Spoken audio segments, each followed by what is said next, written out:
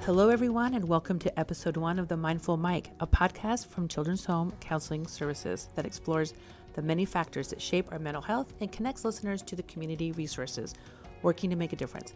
I'm your host, Colby Twiss. And I'm your other host, Grace Shimatsu. The Children's Home is a nonprofit organization in Boise, Idaho that provides counseling and other mental health services to children and their families, regardless of insurance status or ability to pay. In today's episode, we sit down with Kat Hedstrom, a project coordinator with the Speedy Foundation. The Speedy Foundation is an incredible nonprofit dedicated to preventing suicide and supporting mental health through education and awareness. The topic of suicide can be very heavy, but it's so important to talk about, especially considering that it's the second leading cause of death among Idahoans ages 10 to 24. While suicide is complex, it's also preventable, and we all have a role to play in prevention.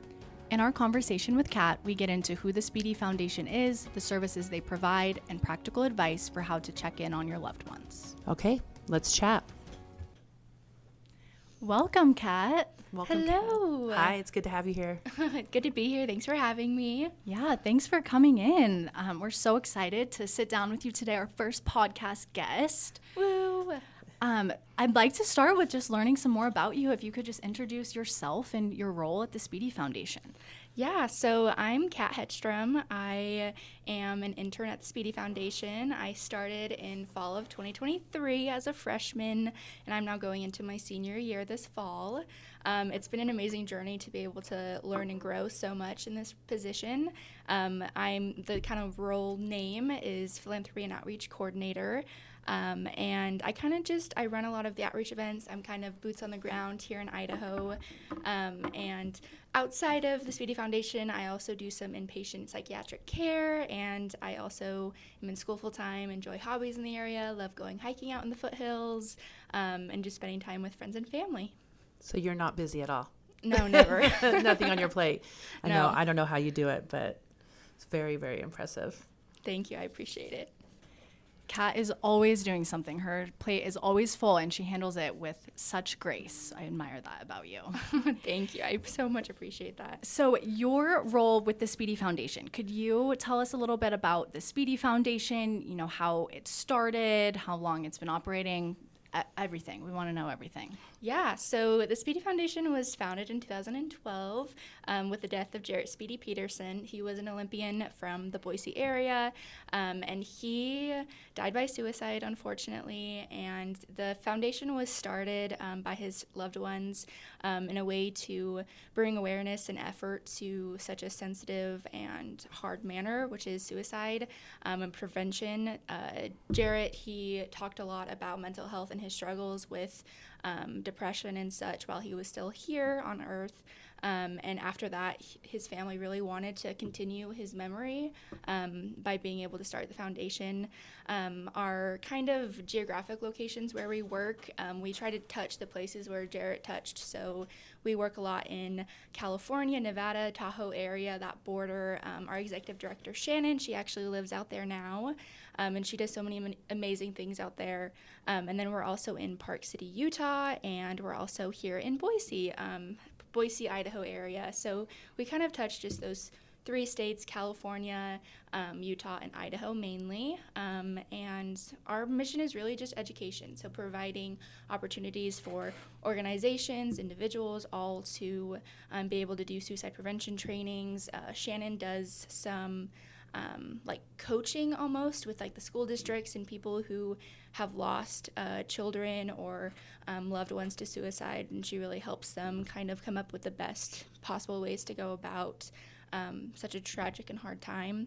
But yeah, that's kind of a little bit of gist about what we do and how we help. I know we're actually really lucky to have Shannon come in, and she's going to be doing a suicide training for our clinicians in the community. So not just for parents and teachers, but also for clinicians. She does training, so I think that's really cool. I have a question for you, though. Yeah, of course. So you said the areas you service, but you have a website, you're online, and I know you have a lot of resources that people can download. So even if you're not in those areas, if you're from Oregon, some other, Oregon or whatever, can you can still use those resources, and you can still expand beyond those areas. Is that correct? Or are those specific for those?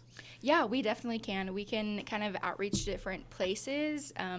The resources that we have are completely free and online, so anybody and everybody can order resources to their houses, to schools. We have some counselors that use our resources at elementary schools, and then we also have opportunities for people to be virtually trained. And so we've had Vital Cog, we've had Be Sensitive, Be Brave trainings, QPR trainings, and those are all available for pretty much anyone nationwide, but we do kind of market it in the those 3 areas. states. Yeah. We'll make sure that on our website, on the Children's Home, that we have a direct link to that so everybody can get those resources. Yeah, definitely. That'd be awesome. Thank you. So these trainings that you do, you just mentioned a few of them. I mean, you mentioned that Shannon does some training post-vention-wise, so after a suicide takes place, going in and providing some support. But what do those trainings look like? So what are the objectives? What's being taught? What are attendees gaining from that? Can you just tell us a little bit more about those? Yeah, so training-wise, they kind of vary by different training topics. But Shannon, when she does hers, it's a lot of in-person training in Tahoe, but we also have had some virtual trainings online.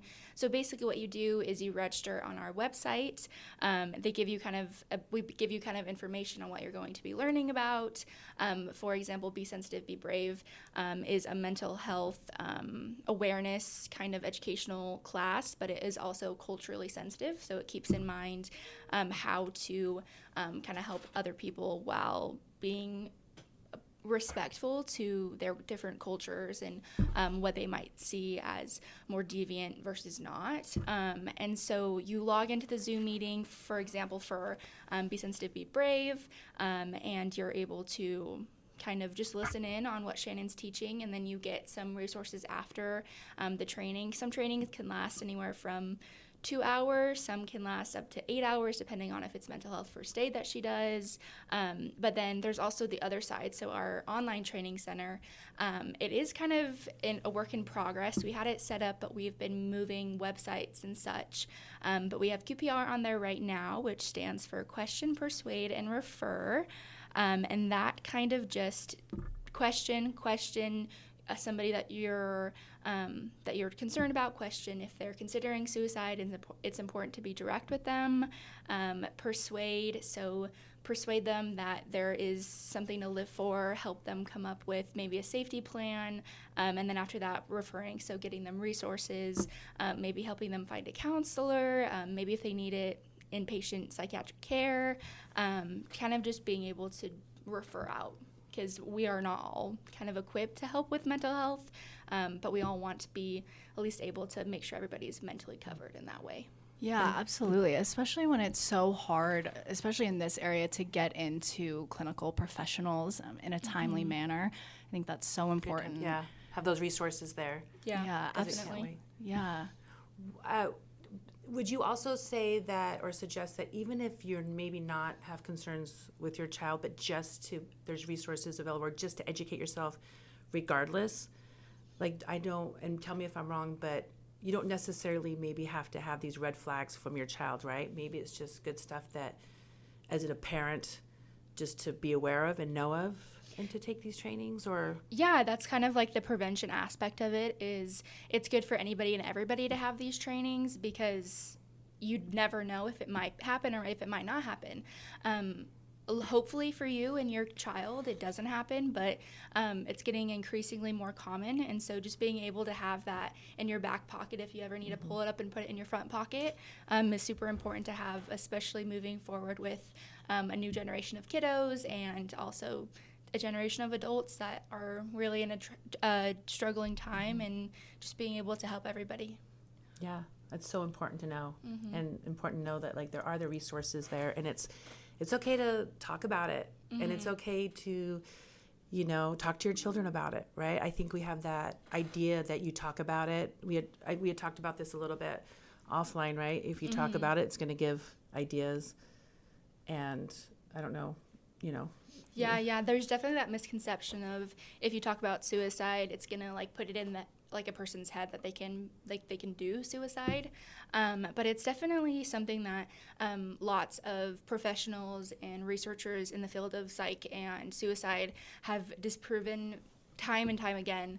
And so it's really important. It's actually the opposite. The more that we talk about suicide, the less it occurs. So being able to have open and honest conversations like this one that we're having today, and also being able to have those conversations with kids that are younger. I mean, there are cases where kids that are prepubescent, they're 6 or 7, they're dying by suicide, and a lot of parents don't even think about having that conversation. I mean, it's kind of like the birds and the bees. Like, nobody wants to have that conversation with their kid, but they know it's going to happen eventually. And I think just breaking that stigma around having those conversations is how we create a society where everybody feels like they can be mentally covered, be able to be around other people, and be able to have those open and honest conversations about mental health. Because no matter if you're positive about mental health or if you're negative about mental health, it's still something that we all live with every day. Yeah, I love that. Drive it home. Yeah, and you mentioned that this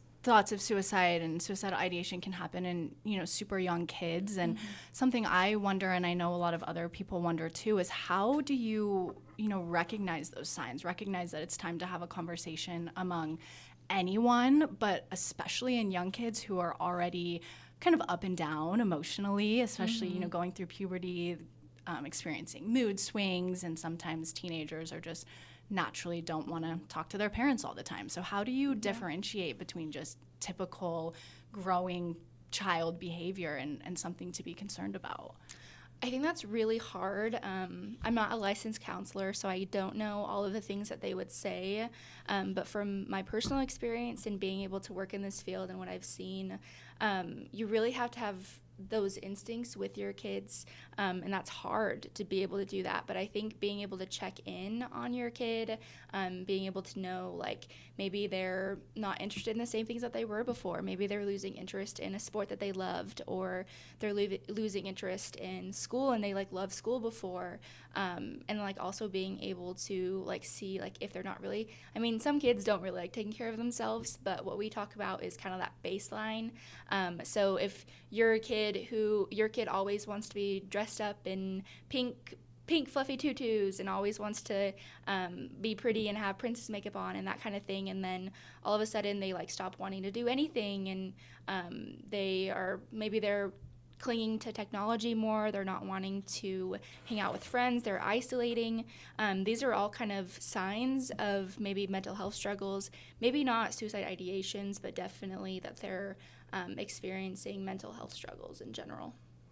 And I think just as a parent myself, I try to stay connected with other parents and know the kids that my kids are hanging out with, because maybe those kids, if I'm close to them and they feel comfortable talking to me, they might know something going on with my child that I don't see going on. Maybe something's going on with school, or being close to the teachers and the people I think that are surrounded by your kids. Yeah, definitely. I mean, community is one of the biggest supports that we have, especially when it comes to mental health. Being able to create that community around kids that they know they can talk about mental health and they can talk about their feelings, they can talk about the things that maybe our society hasn't always been positive towards. I mean, we've all heard the phrase man up, and a lot of little boys have heard that their entire lives, man up, man up, man up.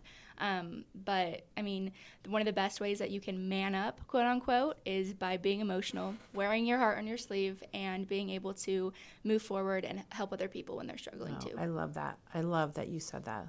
That's great. Yeah, and like you said, being that community is so important, right? Being there for your friends.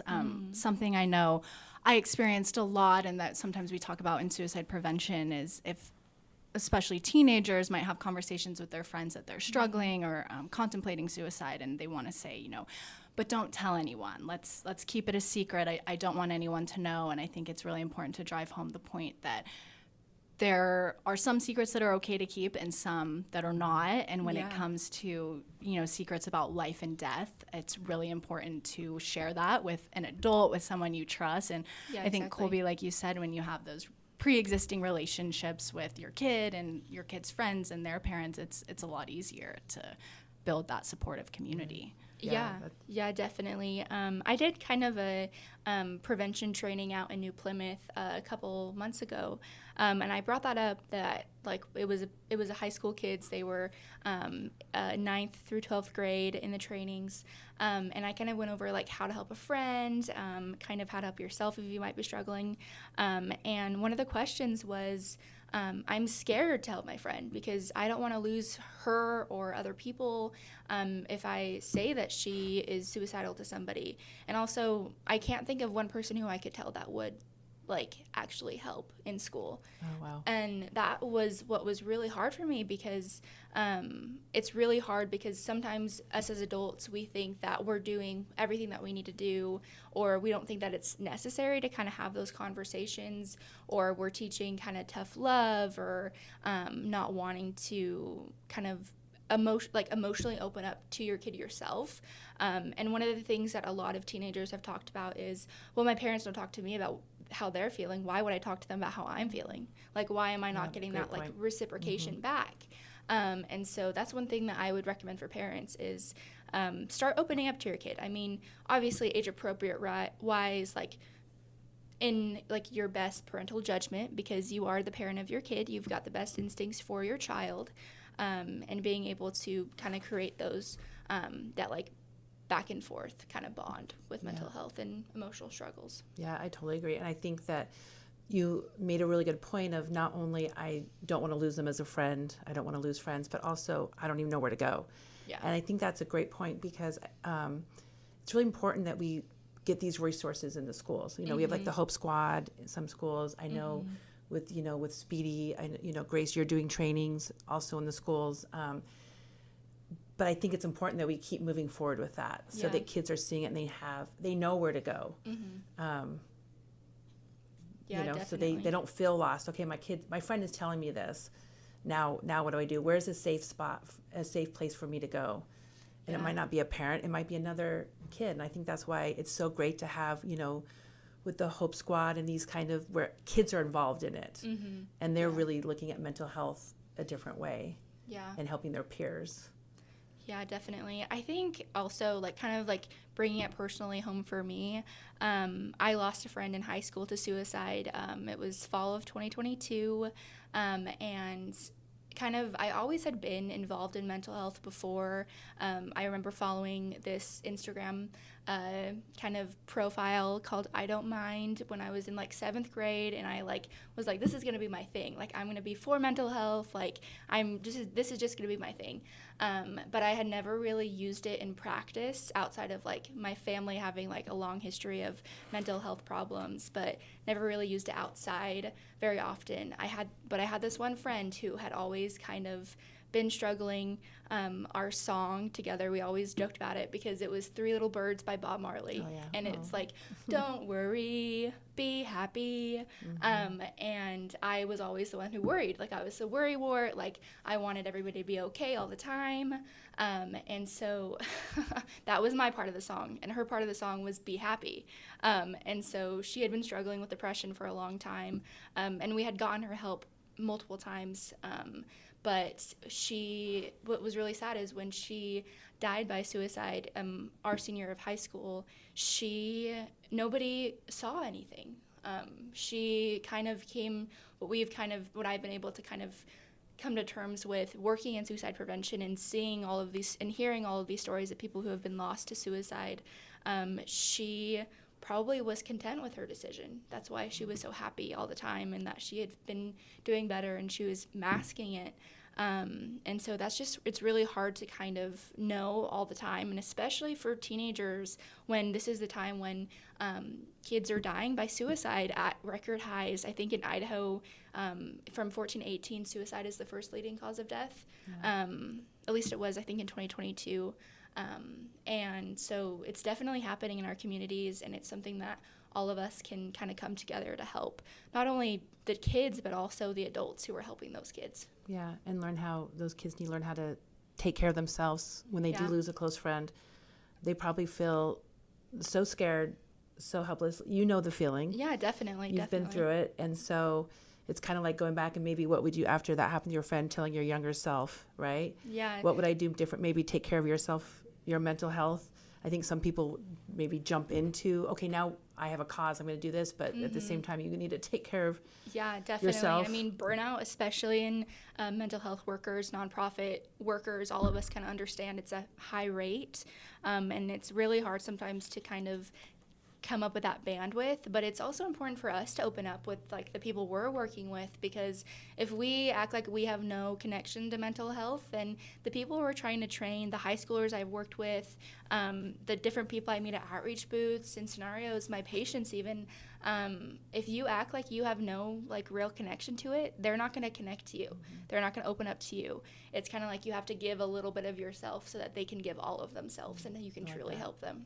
So I like that. That's a great point. And I think that even applies maybe in a non-clinical level, just for parents or friends listening. Like you said before, the importance of parents, letting their kids in on maybe how their day was when they're having a hard time. I think that kind of falls in line with what you said. Opening yourself up makes way for them to do the same. Yeah, definitely.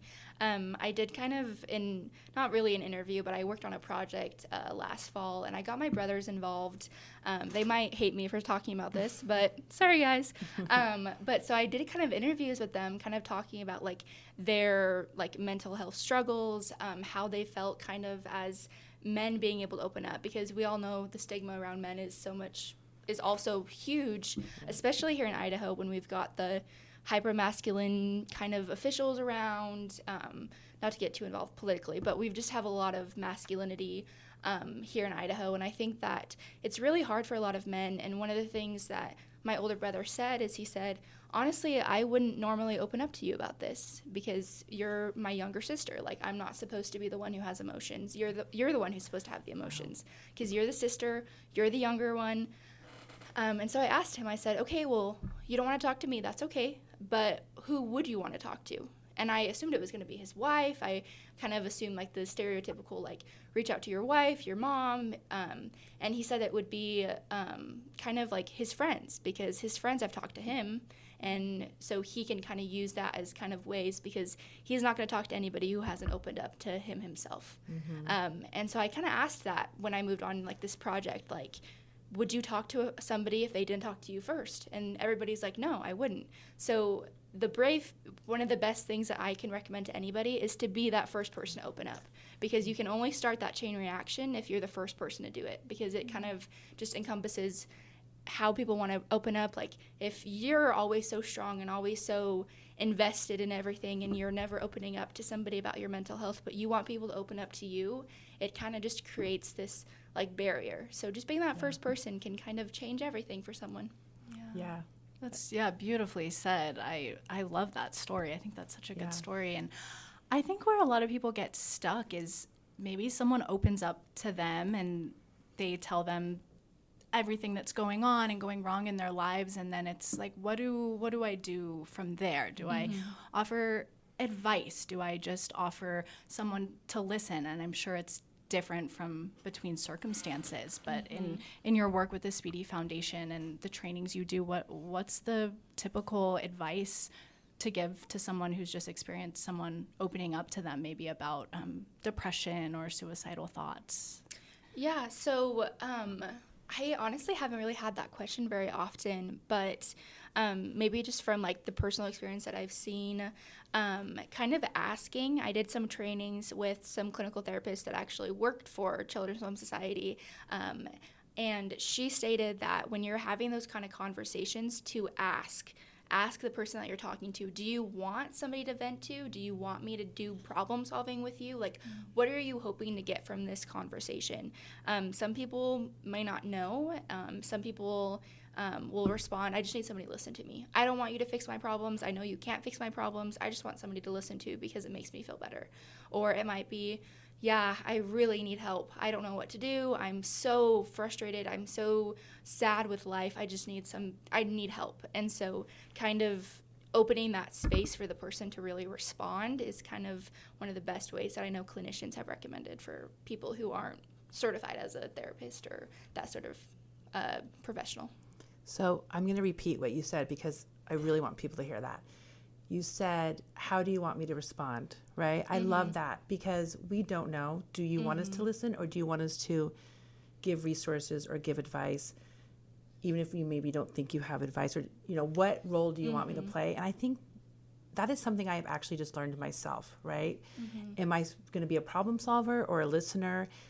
And I think it's okay to ask the person that's talking to you, and you can be a really good friend by saying that, what role do you want me here to have? Yeah.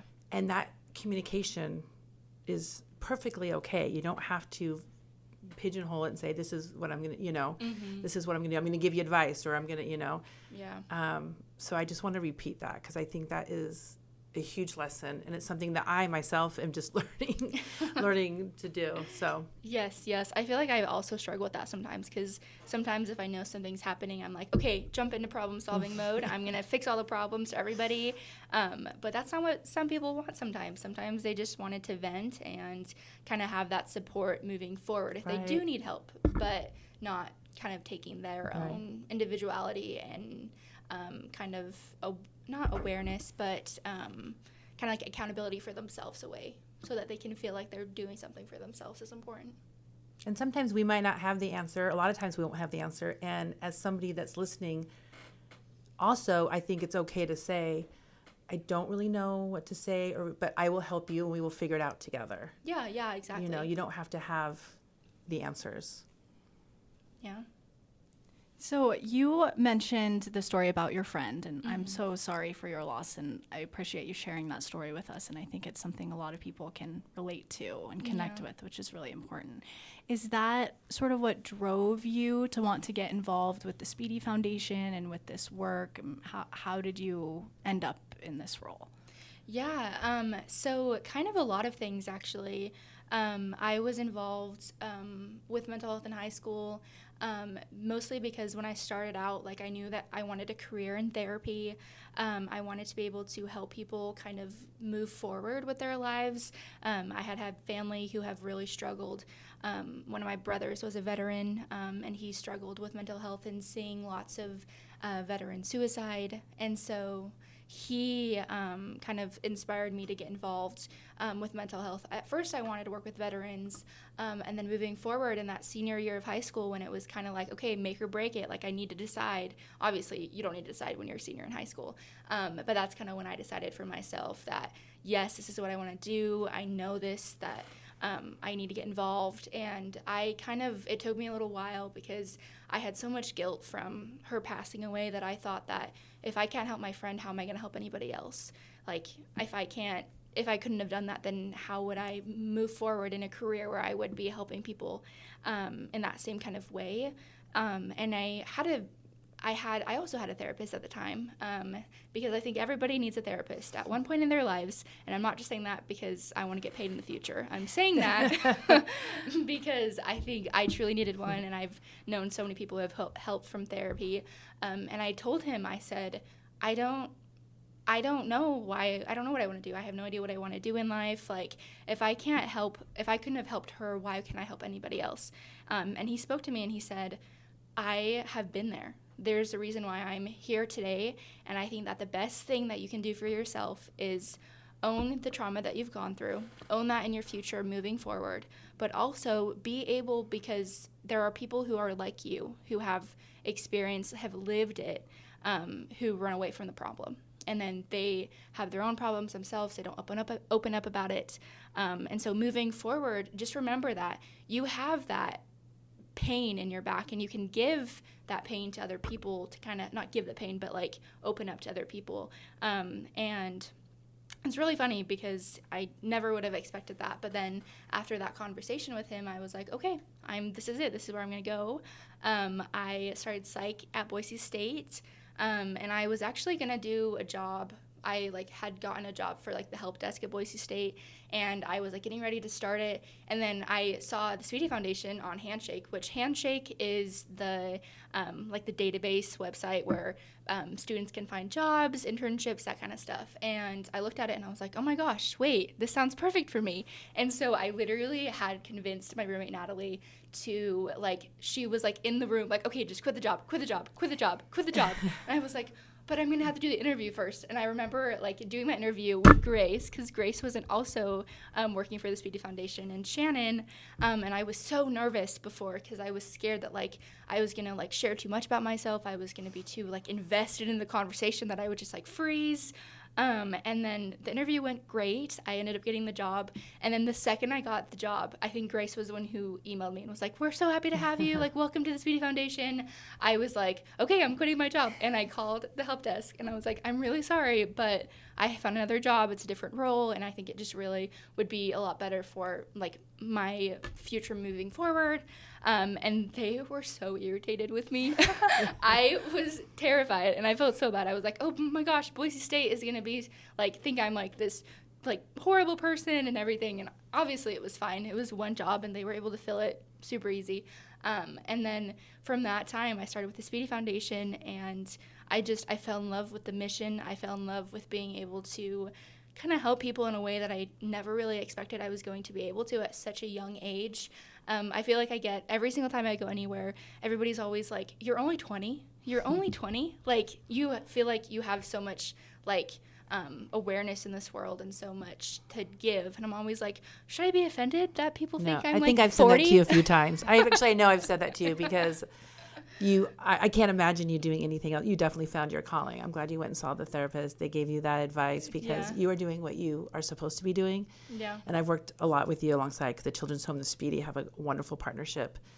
And you're doing exactly what you should be doing. So I'm glad you made that call. Yes, I'm so glad. Thank you so much to the therapist at the time, and especially for my mom. One of the things that she told me growing up was turn it into something you can use. So like turn that pain, turn that anger, turn that negative emotion into something you can use moving forward.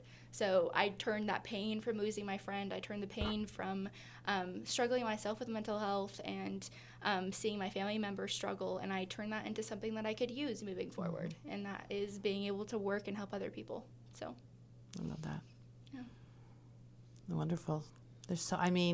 Just having you here telling it, I feel like every time I talk with you, I learn something new.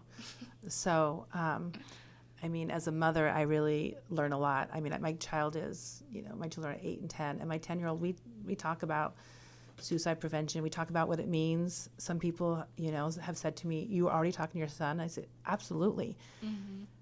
Because he's going to hear it elsewhere. So I'd rather have it come from me. Yeah. And a statistic that always shocks me is when I have had conversations with the wonderful individuals at the Idaho Suicide and Crisis Hotline, is that at least as of a couple years ago, their youngest ever caller was 6 years old, which is shocking to a lot of people. But like you said, Colby, they are gonna hear things on their own, find out things for themselves, and if parents can redirect that to provide them with the information that's accurate and the resources that are helpful, it can make a huge difference. Absolutely. We need to talk about it. We need to keep this conversation going. Mm-hmm. So happy that you were here as our first guest to have this conversation started. I think that we definitely need you back. This is such a huge conversation, more than doing just one podcast. Mm-hmm.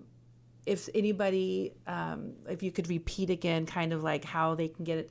Like I said, we will have on our site, a direct link to Speedy. In fact, we already have that there now because we're such, good partners. Yes. And we love you guys so much. But just kind of a really recap of, how if people want to get involved or have trainings or, what maybe the next steps might be. Yeah, definitely. So if anybody wants to get involved, we always have volunteering opportunities throughout the year. We're kind of we don't really have very many events planned for this summer, but going into the fall, we have our annual golf tournament. We have some different opportunities. So if you want to volunteer, you can always go to our website. It is thespeedyfoundation.org, and we have places where you can sign up. And then also, if you want to take a training, just visit our website. If you are interested in a training for your individual facility or business corporation, whatever that might be, just email me or Shannon. My email is info@thespeedyfoundation.org, and we'll definitely get in contact with you. We'd be happy to offer any trainings in any way, sort of form that would be perfect for you. So. And just a reminder, you are a nonprofit, and donations and funding is also very helpful for you to continue on your mission. If this is near and dear to your heart, this is a great cause to invest in. So I just want to put that out there too. You can make donations online going forward. So yeah, definitely. Awesome. Thanks so much, Kat, for talking with us today and being our very first guest. This was so much fun, and I'm sure we'll have you again very soon. Yes, thank you. I'm so honored to be the first podcast guest. Oh, so exciting. So you're going to come back, right? Yes, I'll come back. Perfect. Awesome. Well, thank you, Kat, and we'll be back here in a couple weeks with our next guest, and thank you everybody for joining. Head to children'shomeidaho.org.